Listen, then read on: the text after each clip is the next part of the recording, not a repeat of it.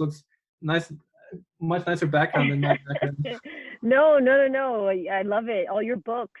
I love it. You have a library behind you of knowledge. Part of my books. The point is to get them Yeah. here, though, and here. Right, You know, right. not very useful there. Right. I know. Well, thank you so much. I really appreciate you taking some time to do this. You know, I think more than ever, people need mental health support, and to know that as naturopathic doctors, we are on their side and we can provide help. And so I just wanted to first just dive in, let everyone know who you are, what you do, a little bit about your background and your philosophy in healing. Great. Yeah, thank you. So my name is Dr. Mazen Atassi. I am the founder of Forward to Health, and we practice out of Chicago, and I'm a naturopathic doctor. So we are trained in a 4-year program to practice natural holistic medicine. Our medicine is built on 6 principles, and these are foundational principles. These are things that are almost immutable to our practice, and so we take them almost as sacrosanct. What are the principles? The principles are, real quickly, first, do no harm. The medicine that you practice cannot make things worse. 2, treat the whole person. Tole totem. We can go into all of these deeper. I'm trying to hold myself back from jumping in. That's okay. 3, no, don't hold yourself back. Everyone wants your knowledge. Okay, so Tole totem is treating the whole person. So what is man? Is man a machine? Of course not. Man is a living, vibrant being of body, mind, and spirit, and more. The relational field is very much part of the human being. The physiological, the structural, the emotional. There's multiple domains of human life, and so we want to be able, as naturopathic doctors, to attune to each of those levels. Very critical that we do that. Modern medicine, unfortunately, though it has great utility in some capacities, it does not address the totality of the human being, the totality of the environment the human being is a part of. And, in that there's a really significant deficiency, if you will, or blind spot. They really see man as, if you will, capital M, men and women in general, human beings, as machines, and kind of like inside there's cranks and pulleys. I'm being kind of metaphorical. They don't actually believe that, but in some way there's a mechanistic thinking of how the body works. And when things break down, it's just a matter of changing the gear in the pulley and putting things back into proper function. Right? It's not that easy. Everything's interconnected. The mind and the body are connected. The mind, body, spirit are connected. Relationships are connected to our gut, to our immune systems, to all of everything. Our worship to God, if you will, or whoever you worship. It's all connected. And so Tole totem, again, it's one of these immutable principles. Principle 3, Tole causum, treat the root causes of disease. Not just the presentation of the symptoms and suppressing those and then saying, we've beat cancer, we've beat eczema, we've beat headaches by just driving the symptoms away, but really addressing the root cause of disease. Now, this needs time. This needs a holistic approach. You can't do this in 9 minutes, and it's not the doctor's fault here. And I have a lot of sympathy for physicians. Many of my friends are physicians. My father's a physician. My grandfather's a physician. I grew up in a community of physicians. I have much sympathy for them, though I can have some more critical opinions about the system that they're a part of. But really, the system doesn't allow that type of encounter, that doctor-patient encounter, which is sacred. It's so important for us to be able to have that time to meet the patient as they are, not see them as just a list of symptoms and then popping that into our charting program and then pumping out a prescription, but really getting to know the individual as a whole and then finding out what is it that's causing these symptoms in the first place. Principle 4 is doctor as teacher. Doctor comes from a word docere in Latin, which means to teach, to educate, to uplift, through learning, through empowerment. And so this is a critical part, again, of our medicine. I tell my patients, I don't want to just give you this list, a treatment plan, even though it's really nice treatment plan, but just throw it at you and say, good luck, Right. No, check in with me. Let me know, is it working? Are things, did it run out of steam? Do you want to understand how this is working? How is this addressing my chief concern of anxiety? Like, you're giving me this energetic medicine or this herbal tincture, or we're doing counseling, or you're changing my diet and I have anxiety. I don't understand that. Can you walk me through that? Of course, I want you to know what's going on. I want you to be involved and invested. When you're all in, when the patient is all in and they understand and they're respectfully, informed, not just like, oh, you don't know, trust me, who's wearing the white coat here? I am. Just do it. That's a type of medicine we call patriarchal medicine. It's not a good type of medicine. It's not empowering. The Hahnemann, one of the founders of, he is the founder of homeopathy and one of the great, healers of mankind. He said that, one of the purpose of health, of treating patients, is really at the end of the day to rouse within them their accountability, their sense of self, their sense of agency, responsibility. I am a human being. I am a whole.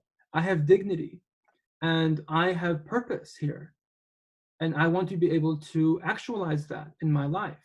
You need wellness to be able to do that. You have to have the energy, the clarity of mind, the strength, the courage, all these different things. And so you have to be well to do that. But it's not wellness as a goal. Wellness is just a means to higher actualization, spiritual actualization, in your career, in your service to mankind, all of that. So doctor is teacher. Principle 5 is prevention, right? Being able to understand that things have a linear causality. Things are connected. It's not just, you wake up with autoimmune disease. You don't wake up with an inflammatory disease. You don't wake up with debilitating depression. There's kind of a progression there. And if you were to kind of have, time vision goggles and see, time before you, kind of, time space before you laid out, you would see, oh my God, all these different things have been happening, and then I got like rocked here and heartbreak there and loss here. And then I got exposed to some mold there and, whatever, all these different things. And then you see the buildup.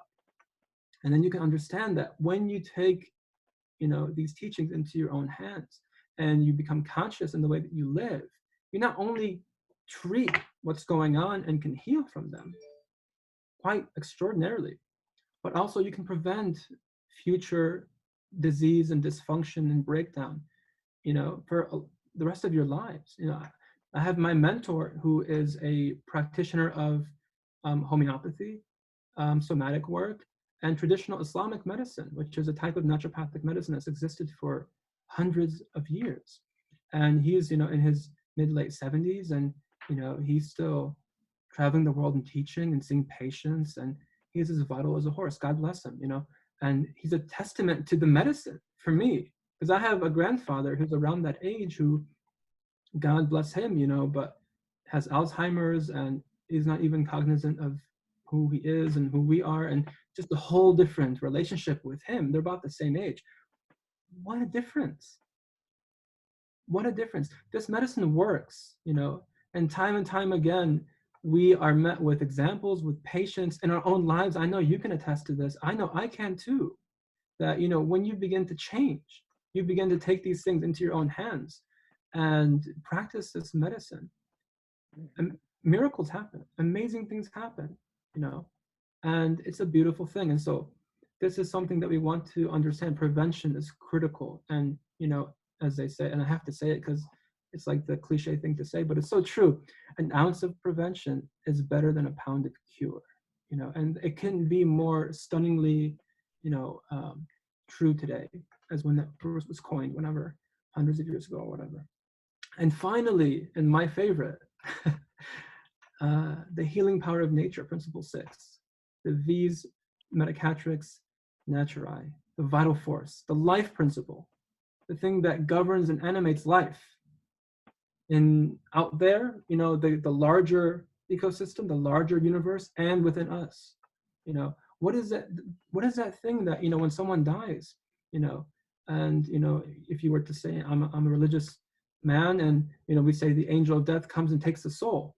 But however you want to understand that, something happens at death where now the lights turn off, the animating something is gone, and now whatever was animating that body is gone, and the body kind of falls into rubble of clay and dust and bone, and what was just in there that was governing the heartbeat and metabolism and assimilation and elimination and emotions. It was connected to other people, had relationships, it was conscious of the environment, of its internal states, it was using language to communicate.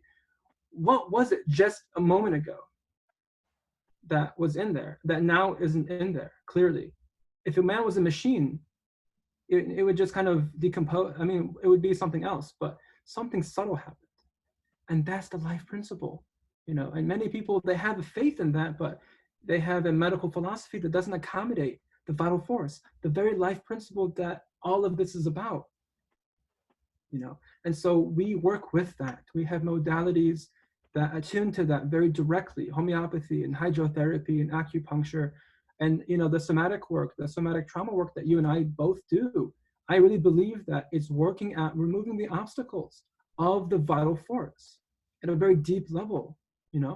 Emotionally, psychosomatically, removing those barriers that come in the way of us coming to life, of showing up for ourselves, right?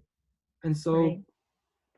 These are the 6 principles of our medicine, and they are, they capture the essence of the medicine, and they capture really the way forward for me, for humanity, to really be able to kind of take this step forward. And I think we would be remiss to not address what's going on now with COVID. And COVID's kind of bringing up a lot of our kind of ignorance of what's been going on all this time.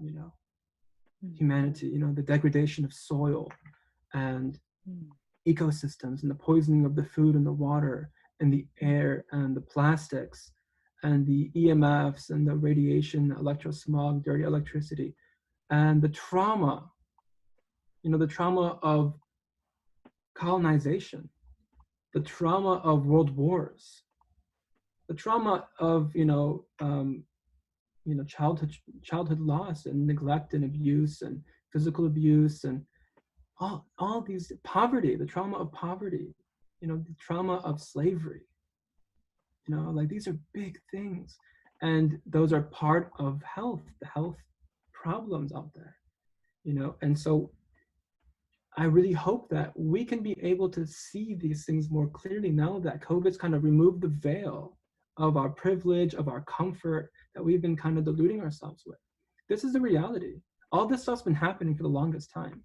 The susceptibility to COVID has been there forever. It just took this one strand of an RNA, lifeless RNA strand of virus to expose that, just the illusion of what we've been living in.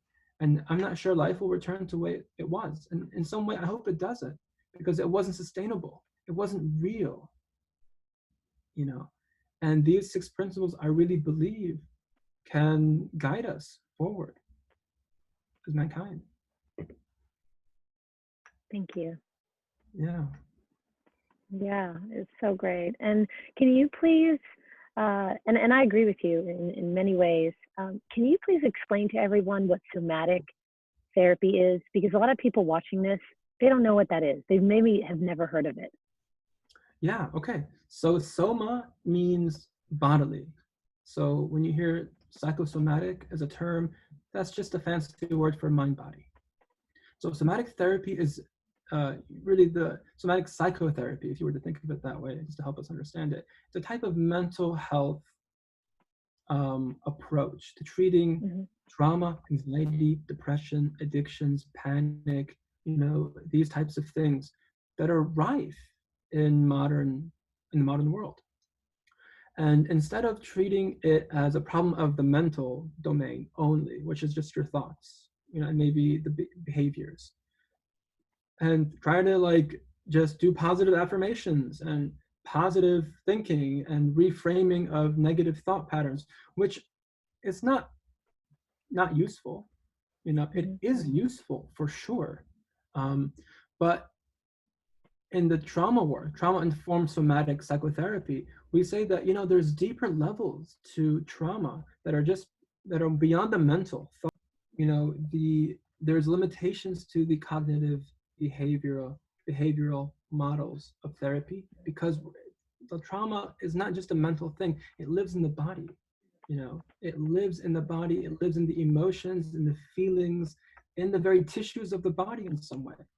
And this Mhm. is why, you know, when you get, for example, very simply, you know, when you get angry, is it just this mental thing, you know, like, oh, Mhm. he said that thing, and I'm angry now. Mhm. And it's kind of like that stoic type of dissociated type of experience, or is it more like heart beating, tension, jaw tending, you know, getting kind of red, getting, Mhm. you know, rigid, like that whole kind of like, you know, physical expression of the anger also. It's the latter, of course. You know, we know that when Right. there's anxiety, the nodding of the stomach and the jitteriness and the heart palpitations and the shaking Uh-huh. and maybe using the restroom a little bit more frequently and all these different things. There's a physical component, is a physical analog to the mental emotional state. And so again, treating the whole person, tole totem, you want to be Mhm. able to tap into and attune to the whole experience of the individual. And that is how we found actually deep healing can occur, deep shifting of these older patterns, whether it be from trauma like what we call shock trauma. So things like war or, you know, physical abuse or sexual abuse, is one or twice or thrice off things that are just like, you know, just really shocking to the nervous system. Mhm. Or it's like childhood trauma, which is these even longer term types of processes where, you know, you're living in a household that's abusive and there's a narcissist and there's, you know, gaslighting and there's, you know, withholding of love and there's neglect of needs and all these different things. Those all have consequences and implications in the way that the person connects to their own body, their own sense of Mhm. self, their emotions, the way that they're able to relate to other people, and the way that they're able to relate to even God. And I mean, their faith becomes kind of shaky when there's stuff like this, because now it's like, I don't know who I am. I don't know who's real. I can't trust anybody. Are you also like that person? Are you like that person? You know, it's very difficult then to actually be present and be Right. positive and just be free flowing and supple and graceful in being, because you're just Mhm. so encumbered by the trauma and, you know, the negative consequences of it. And so somatic psychotherapy quite simply just looks at trying to understand that top down. We say top down meaning mental, emotional, belief system approach, but also the physical sensations and the physical aspect of it as well. So top down, bottoms up, and trying to understand the whole and begin to help people, you know, just process these emotions, process and, you know, come up with healthier belief systems about themselves. We call these identifications. You know, dissolving these strategies that people come up with early childhood when there's neglect and there's abuse. We change ourselves. We Mhm. change the way Right. that we are in the world. We call them survival strategies. And so those become a way that in when we're young, you know, we're able to find safety. We're able to kind of adapt to the negative, unhealthy situation. It's a very adaptive thing that we do unconsciously. The child doesn't know how to do it. It just does it. This is grace. This is just the mercy of God in creation that we can do that. But it's not supposed to be a long-term thing. And so, you know, when we are 40 years old and still acting in the same way that when we were 4 in an abusive household, that's a limitation. That's an obstacle to the life principle showing up and us being healthy and strong and resilient and having our agency, having our will, like we need to have it. And so that is what somatic therapy in a nutshell is about and why Mhm. it's so important. Thank you. And what happens in a typical session when you do somatic? Like, what can someone expect? Yeah, so it depends on the type of trauma. It depends on the individual. There's no protocol here. Even in the model that we use, I use a model called NARM, the Neuroaffective Relational Model, as well as somatic experiencing. But both of them, they're not models where you technique the process. They're very respectful of the individuality and the inner experience of the individual, even though you can identify patterns, and maybe you and I can have a working hypothesis around what's happening, maybe even very early on in a session. You don't want to project that into the individual's experience. And so some people, they just tap into a little bit of their, what we call the core dilemma, or the wound itself, and their fragmentation, and they feel amazing just being able to share that with somebody, and just being able to share their internal grief or their internal suppression and the shame and the guilt around it and all these different constructs, sharing that with somebody, and that person just being, wow, that must be really hard to like having done that to yourself all this time and having to deal with this situation, and bringing compassion and understanding as opposed to shaming and belittling and all these other things that they're used to getting when they show up for themselves and share themselves. It's marvelous. People can just have a magnificent shift. People start to cry. People just become very happy, very light. I feel lighter. I feel more present. The room looks brighter. The colors look brighter. Like you look more defined, to me now. I'll get that. My shoulder pain is gone. Um, they'll have maybe a little bit of like a trembling. I had a patient, and it's like, look, no trembling, in like just a couple sessions, And other people, and I don't want to kind of paint that as like, that's what everyone gets. Because some people it's like, I'm not telling you nothing. And, for those people, it's a it's a slower process, or in everywhere in between. And there's so many combinations and possibilities there. But the idea is that they connect back to themselves. And in that, I know from my own experience and seeing hundreds of patients now and helping them through this process, that is the greatest joy. There's nothing like feeling like yourself, connected to your body, to your emotions, not shaming, not feeling bad about it, not feeling resentful, not holding on to anything, just allowing the flow, allowing the presence of just what that's like to really just feel one. And there's nothing like that. There's no pill that can do that.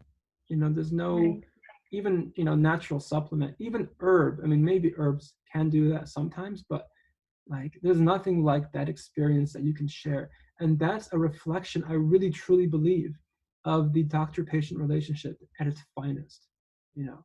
Because even if you're treating the whole, but you're just giving drug, giving a prescription and saying bye-bye, you can treat the root causes and do all of that and educate, but if there isn't that deeper understanding and allowing to like go there with the person, and kind of just like explore these deeper dynamics with the person, with the patient, and bring that compassion to that level, that's powerful. That is powerful. And that's what the sanctity of the doctor-patient relationship to me has been most about, just like using this means to really connect and help people connect and come back to life. And one of the great things, and I do a lot of men's work especially, and one of the great things I love is seeing men who lose their sense of anger. They lose, healthy aggression, and then they come back to life. And people think that when people come into their healthy aggression, into their healthy anger, that it becomes really toxic masculine and this and that. But you find quite the contrary. There's so much softening that happens.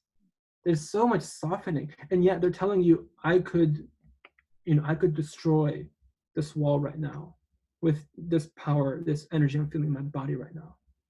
But I don't want to. I want to help. I want to bring healing. I want to bring support. I want to bring my gifts. That's what they start talking about. Because that's life force. It's not anger for anger's sake. You know, Right. it's life force. You know, and I always tell people as well, and I know you didn't ask me about anger specifically, but it's important to talk Yeah. about it. And I always like talking about anger. Anger by its nature is constructive. Anger by its nature, healthy aggression by its nature is constructive, right? Like there's something wrong out there, so the body intuitively releases anger and says, hey, listen, there's something out there. Here's some energy and some willpower and some strength. Go fix it, correct it, do something about it, say something, just act on it and bring it back into balance. There's something wrong. There's some transgression, some oppression. Something's wrong out there. Intuitively, here's some energy. But when we learn that it's, you know, inappropriate, it's uncivilized, it's not welcome to bring that type of energy to a school or to a family household or to a space, whatever, we learn to step away from that, to suppress that. But when it comes back, it's not this like vengeful, angry, destructive thing. It's a constructive force, right? Strong men do good things, and women, right? But we're talking about men specifically. But strong people in general, though, they do good things in the world, right? And part of being strong, again, is having that agency and that willpower. And I just when people access that, it is like the best drug. Like you can't get more high than connecting to yourself. You don't, I mean, getting high, people go all the way up there, getting high, it's like, just come right here. Like it's so much richer. Like it's so much more fulfilling and like tingly and, you know, whatever, more notable. Yeah, You know what I'm absolutely. saying? Yeah, I do. I do. Yeah.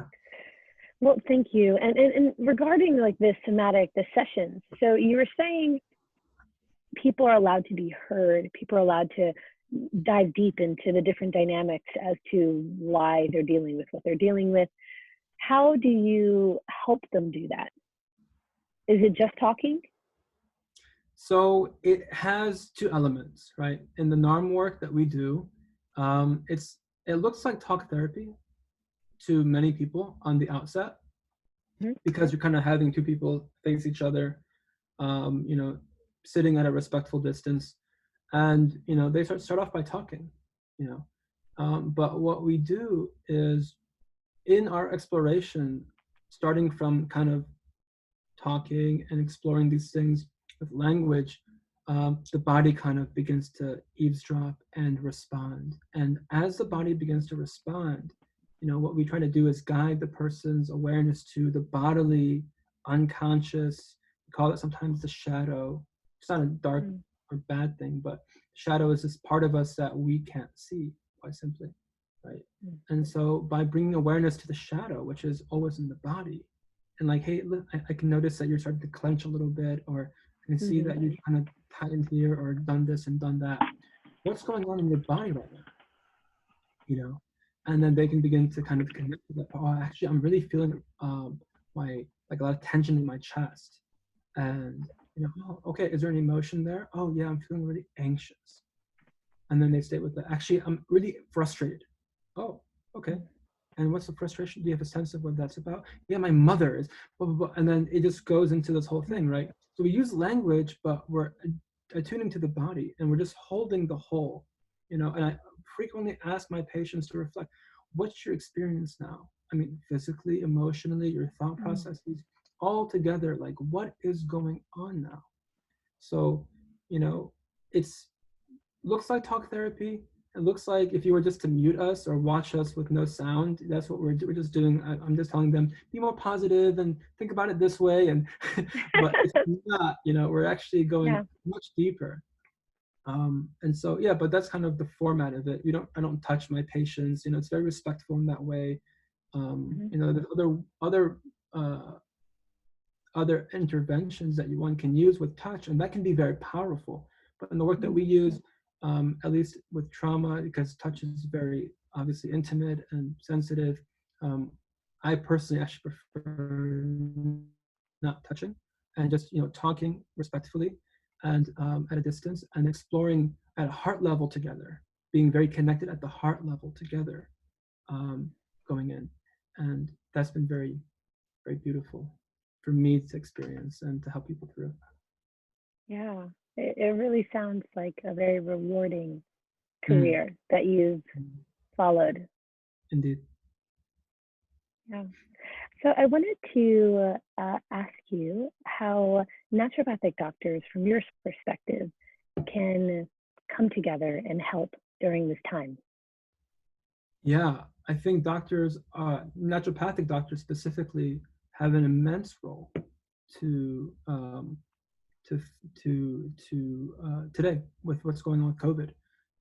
I think our role, just going back to our early conversation, to teach, to tell Mm. people, listen, it's not about this virus, really. I mean, the virus is here, and it's, it's fast moving, and it's pathogenic, and it has these negative consequences in certain populations we want to be aware of, and practice these things that we've been told about social distancing and washing hands and all of those basics. Absolutely. Like, we're all on board for that. No problem.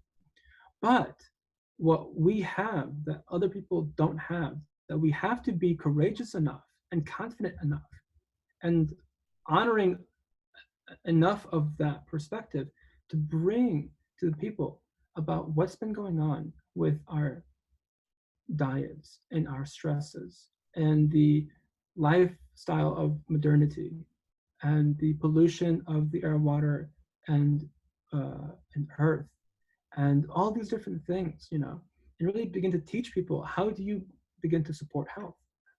How do you, because we don't believe in germ theory. Germ theory states that, there's a virus out there that does XYZ, and everyone that comes into contact with that virus gets XYZ symptoms. That's not true.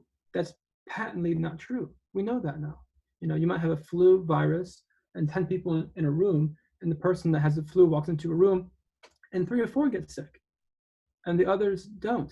So that doesn't explain it. What's going on? There's another theory called terrain theory, which means it's the susceptibility of the terrain that makes it kind of vulnerable to pathogenic attack, if you will, or compromised by the pathogen. And then that pathogen can kind of take over the cells and kind of do its thing. But there's a kind of a kink in the armor, if you will, first, that makes us susceptible. People don't know that. I mean, I was at Costco just like everybody else the first week when the stuff really started ramping up. Mm-hmm. And people were walking out with jumbo-sized bags of Cheetos and Doritos and beer. And I'm just thinking, oh my goodness, I was worried about produce, and I'm not really too worried about it. I go in there, nothing. All the avocados were there. All the organic spinach was there. All the celery, yeah, all the stuff I love was just there. And I could just fill my whatever with, no problem. And I'm just thinking, I walked out and I was talking to my wife, and I'm just like, look at this. This is like not a crisis of the virus. This is a crisis of knowledge. People don't know. I mean, and the media doesn't help. I mean, if the media really wanted to help people, like really help, really, really, really help people, like tell them, hey guys, like here's top 10 tips for boosting immune function. That sugar that you're just like smashing right now at 10 p.m. watching Netflix, it's better not to, because when you have sugar, your immune system decreases for 4 hours. Pretty much just like turns off your immune system for 4 hours when you have a lot of sugar, with all the inflammation and all the cortisol. And so just knowing that when you have a gut, that gut microbiome people talk about, the healthy bacteria, that's a reality. And so really try to have some fermented foods. Have some kombucha tea. You can put fruit in it. Put some honey in it. It tastes great. It has a lot of good critters in there that can help boost your immune system. Oh, by the way, 80% of your immune system is in your gut. And so heal the gut lining, have some bone broth, have a lot of vegetables, assorted vegetables, these types of things. This is what we can bring. This is a type of knowledge. I mean, this is like, I think of it like the secret, knowledge of like the Egyptian scrolls. It's like people, if because we're so deluded and we're so just ignorant of this knowledge. It's as if I feel like I'm sitting on this ancient knowledge. It's like sauerkraut, bone broth, oxen ancient. And it's like, Right. duh. But it's just like this, we're at a point now where it's all about the duh stuff. Drink water, eat real food, drink clean water, eat human food, and breathe human natural air, and move your body like you're supposed to move your body. Just do everything like it's supposed to, and you'll be fine. You'll be more than fine. Really, it's just back to basics. And so that's our role. The leaders that exist in every single doctor, like the archetype of the leader, the teacher, docere, of every naturopathic doctor should be summoned by this crisis. Really, step up, speak, teach. We have so much. You should be like bulletproof confidence that we have answers. I'm not saying be arrogant, and I'm not saying that we do have all the answers. This is a multifactorial, very complex situation we're living in. Right, the politics and the economics and everything, right? But we can do so much for our neighbors, for our, our peoples, our family, friends, the human nation, the human population that are victims to this misinformation and all this stuff. And so that is the biggest thing. We can do so much, and naturopathic doctors, homeopaths have treated previous epidemics with incredible efficacy, and the Spanish flu that ravaged the world in the wake of World War I in 1918 to 1920s or so, those 2-3 years, it was like 50 million people died. 500 million people were affected by the virus. And, the death rate for allopathic doctors treating Spanish flu was, I forget what it was exactly. I think it was 30%. It was 30% using allopathic interventions. I mean, they were using calomel, mercury. They were using aspirin, which they just found out, was like this great anti-inflammatory. And so they were giving everyone aspirin. Now we know, don't give aspirin, don't give Advil. It drives it deeper. It turns into pneumonia automatically. Like, don't do that. Well, they were just giving it because it's all they got, and they're happy about it. And they were giving opium, right? Opium, aspirin, calomel, these types of things. 30% death rate. The homeopaths and the naturopaths using hydrotherapy and homeopathy and diet, literally under 1%. Documented 1% cases, That's our legacy. Like, how come we're not proud of that? How come we don't talk about that? We should be yelling from the mountaintops. Our stuff works. And it's easy. Like, it's treating stuff like that. I'm not saying, I shouldn't say it's easy, but it's when it's guided by the principles, it works, right? It works. And so these are the things that we should be very well aware of and take initiative now to teach people, lovingly, with compassion, and teaching and not talking down to people and talking at their level and bringing them up, uplifting people, remembering that we didn't know anything about this stuff at one point, Right. and right. just is honoring that, and that everyone's on their own journeys and helping them. This is the service, and this is our role now. Absolutely. Thank you. Well said. You're welcome. Anything else that you'd like to share or say? Anything else? That's pretty much it. I mean, we talked a lot. Hopefully this was useful for many people. Yeah, I mean, these things, I just wish for people, I just wish to impress, maybe one last thing to say is, the importance of health cannot be understated, and, health, I just was reading, actually, I have it right here. There's a dictionary of etymology that I have. It's like the roots of words. And I found that the root word, the Saxon word for health comes from holth, which means wholesome, whole, to be whole. To be well is to be whole. And then also, what else comes from the word holth?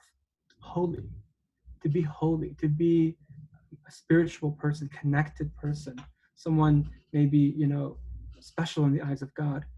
And so those two things are connected. The path of becoming holy, becoming spiritual, is the same or similar to the path of becoming well, health, having health and wholeness and wellness.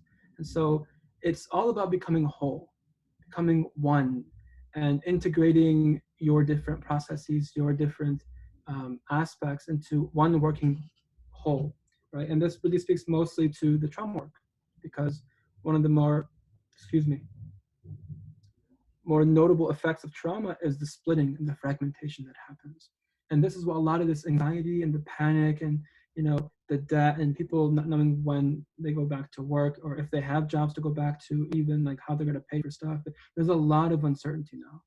You know, there's a lot of, we don't even know when this is going to, is it like almost done? Are we like coming down from the peak? Like, are we still going up the roller coaster? Like, what's going to happen when we get to the bottom of this thing? Like, there's a lot of uncertainty now. And I mean, I'm also anxious about it. I mean, I'm not going to be telling you like, here I'm sitting here meditating, you know, on cloud nine. And no, I have a family. It's troubling. I have parents who are elderly. It's troubling too, right? But like these things, you have to know very well if you don't actively take to the healing way, the way of becoming whole, you know, by doing your work, whether that be, you know, changing your diets and fixing your lifestyle and or, you know, doing your trauma work, your emotional work, you're going to be unable to access these deeper states that you may want the spiritual. People are running into meditation now and they're running into prayer, and it's good that they're doing that, but it's about coming together again, you know. And if you're avoiding your problems and then running to the meditation mat and doing yoga, there's going to be a splitting that happens there. And it's not going to be conducive to long-term health, nor real, true, deep, embodied, grounded spirituality. And so that's what I would invite people to really, if you want to be holy, if you want to be spiritual, do the work of becoming whole. And if you want to be healthy and you want to be strong and resilient and prevent future illness, then take also to the way of wholeness. You know, this is an invitation to the way of wholeness, the way of oneness. And this is what I'd like to, you know, maybe end on. And, you know, I hope that's useful for everybody. Thank you so much. My pleasure. It's good to see you, Doc. Oh, you're muted, Susie. I think you're.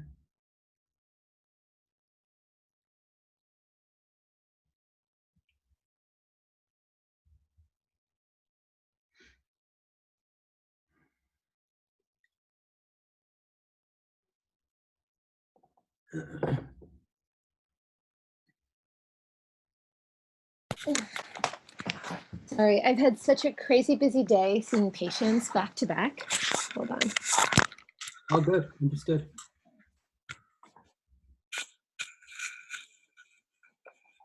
Okay. Can you hear me now? Yep. Okay, great. So you were saying it's important for us to find spirituality. For someone who's watching this who doesn't really know how to do that, what would you recommend? And what does it mean, you know, to be spiritual? Like when you say, you know, prayer or connect with God, a lot of people, they don't understand that. They don't know how to do that. Mm. They don't feel that. They feel disconnected. Mm-hmm. Great question. So there's two answers here. One that I like more. In the traditional answer to that question, you might say, you know, it's prayer, it's fasting, it's reading of scripture, it's meditating, it's reflecting on death and life and your blessings. It's having gratitude for the higher power who has brought us all into existence and all that.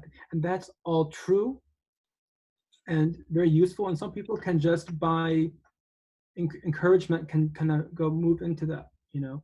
And people have different religious beliefs and they have different religious, you know, interest, you know, and temperaments. And so that's all there to pursue. But in terms of really being able to access these deeper realities, if you will, I always say it's almost a condition today that we need to be able to access our own reality, our own oneness, our own presence, our own beingness, you know, like our lowercase b. If you want to access the capital B of being, you know, access the lowercase b of being. So connect to yourself. You know, there's an axiom, it's a Sufi aphorism where, you know, we say, Man arafa nafsahu arafa rabbahu. Whoever comes to know themselves in reality knows their Lord. Whoever comes to know themselves fully knows their Lord, right? So the path isn't to, abstractify from yourself, to become transcendent and, just kind of leave the world and leave your woes and all of that. But it's really by processing the pain, by having gratitude for the blessings that you enjoy right now in this moment, becoming aware of your difficulties, of your strengths, of doing your inner work, your shadow work. In this way, I mean, it's the natural conclusion of that is that you will appreciate the Creator, however you want to, whatever name you want to give him. There is a higher force, there is a Creator, right? And by being able to access yourself and your reality and your oneness, we can tap into the oneness of that Creator, of that being. And that's why I always invite all my patients to, like, you can have litanies, you can have your prayers, you can take out your beads and do your chanting and your, what are they called? Whatever, your prayer bead, chanting. Mm-hmm. But at the end of the day, you're left with yourself. So you can have a moment where you're on the prayer mat and you're doing that, and then you get up, and if you're immediately just going back into the world and the worries and the trauma and the grief and the pain and the anxiety and the uncertainty and all of that, it hasn't really landed with you. And this whole thing is about being real. The spiritual path is about becoming real. And so I always invite people, if that didn't work for you, try this way. Heal your wounds, heal your emotional patterns that are keeping you stuck, that are keeping you disconnected, because you are the mode, you are the vehicle by which you access higher realities of the spiritual, of the subtle, of God. You're doing it through you. Like, you can't transcend the self until you have a self. Right? And so develop yourself. Really, just spend 10 years developing yourself. And you can have intention, because I want to access higher realities. And along the way, you'll be given gifts. Along the way, no doubt. I really believe that. But because, like I mentioned, the two paths are pretty much the same. It's about becoming whole and real. The path of health and the path of spirituality are pretty much the same path. Right? So just do your healing work. Heal your gut. Sleep early. Fix your sleep. Learn how to manage your stress. Breath work, qigong, yoga, go out into nature, exercise, travel. I don't know, whatever you like to do, write poetry, dance, put music on, dance. What makes you happy? Do it. Would you say all of that is spirituality? It's, of course, 100%. It's a vehicle towards that. Spirituality is also, there's peak experiences and these flow states we can access, and really feeling like we're connected to something higher. Those are real things too. But there is lived spirituality. When everything is intentional. You're doing things because I want to be well, because I want to serve the higher power. I want to serve the world. I want to be connected to myself and the world and higher power. So I'm going to eat and drink and sleep and move and love in this way that's harmonious with natural law, with who set up natural law. It's there for a reason. We are to harmonize with that, and by harmonizing with the way of the world, the way of nature, then you harmonize with the Lord of nature, if you will, the Creator of nature. And so that is the way. That is the way. That has to be. In some way, what other way is there? Yeah. Yeah. Thank you, Mazen. You're welcome. I really appreciate it. Yeah. And then can you let everyone know how your contact information so they can get a hold of you if they'd like? Sure. Yeah. So you can find me on social media. We're still building my website after all these years, so I haven't put that up. So you can find me on social media. I'm pretty active on Instagram and Facebook. So Instagram is to health at @forward.to.health. And then Facebook is facebook.com/forward-to-health.natural medicine. So if you type my name, you'll find me, Dr. Mazen Atassi. And I have programs. I'm doing a 2-week spring cleanse now. We started yesterday. If it's too late by the time you guys see this, no problem. I'm hoping to do them regularly. Now that this COVID stuff's going on, I'm moving a lot of my programming online. So got some stuff in the works, hopefully soon. So yeah, we can keep in touch. I post everything on my newsletter, so you can find me that way too. I send emails a couple times a week. So Great. You can connect. Yep. Thank you so much. I appreciate it, doctor. I hope you have a wonderful day. Thank you. You too. Enjoy that lake and that sun. Thank you. We're trying one more week and then we have to go back to Chicago. So, Right on. all right. Well, blessings to you and your family. Thank you. Bye-bye. You take care. Bye.